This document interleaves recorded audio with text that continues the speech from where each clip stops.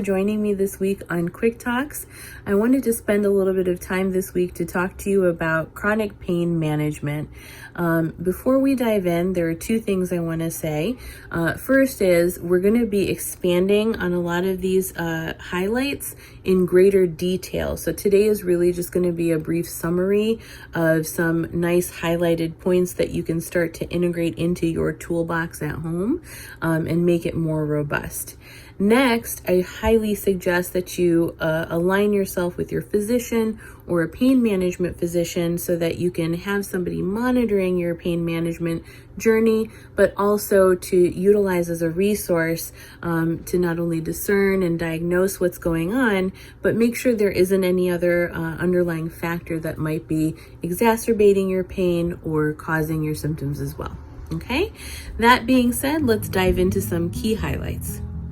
First, I really suggest you looking into an anti-inflammatory diet as part of your dietary plan.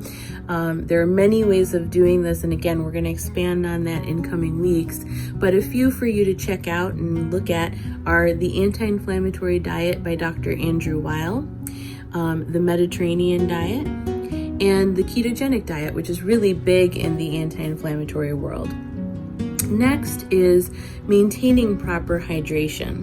Hydration is really important because it helps with keeping us healthy, but also it helps with lubricating the ligaments and the joints and cleansing the body of any toxins. So beyond just having your 8 glasses of water a day, it's important to try to maintain a nice consistent pace through the day for your hydration.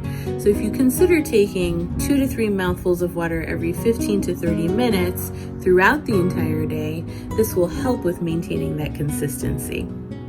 Next is really working on a nice and solid sleep hygiene protocol for yourself. And what I mean when I say this is having a solid nighttime routine and a solid morning routine, okay?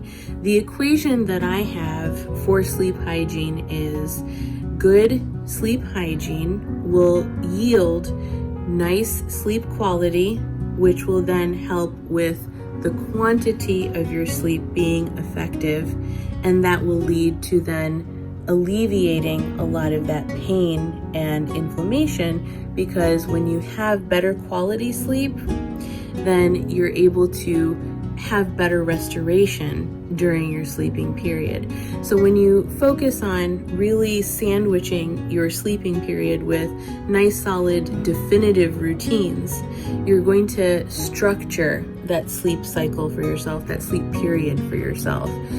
So we'll talk about this more as well in the coming weeks. Next is getting some nice restorative movement into your day. So anything like restorative yoga, going for nice walks outside or even on a treadmill if outside isn't a possibility.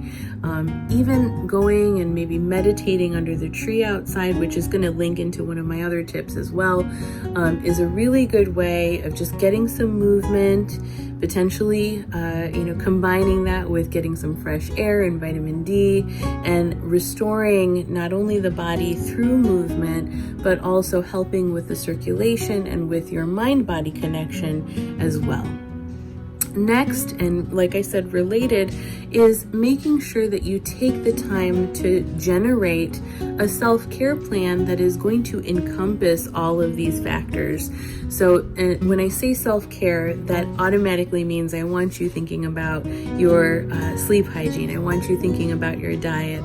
I want you thinking about your hydration cycle. I want you thinking about different ways that you're going to ground yourself, and that could be through meditation and yoga and so on and so forth.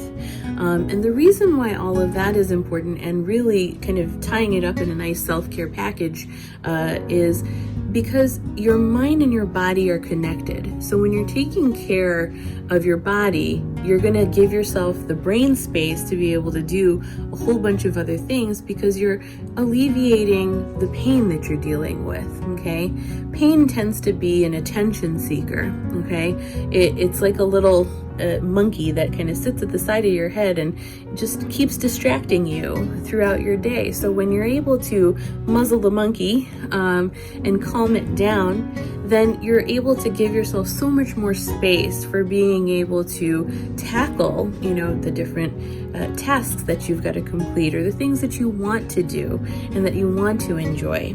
So all of these techniques are done in an effort to try to tame that monkey and to be able to quiet the pain that you're experiencing so that you can enable yourself the room to be able to breathe and to be able to have that mind-body connection that you really can lean in on to keep yourself grounded and focused in what you really want to work on and focus on through the day and through the week and then through your life. Okay, so those are my quick tips for now. Like I said, there's a lot more I'm going to be talking about in the coming weeks. If you want to kind of dive into it beforehand, please visit me at www.drmulla.net and also visit www.thesynergycenter.net if you want to engage in a transformational session for coaching along these lines and to explore your self-care further. I highly encourage you come in and sign up and just ask questions, okay? So I look forward to seeing you next week on Quick Talks, and until then, be safe and be well.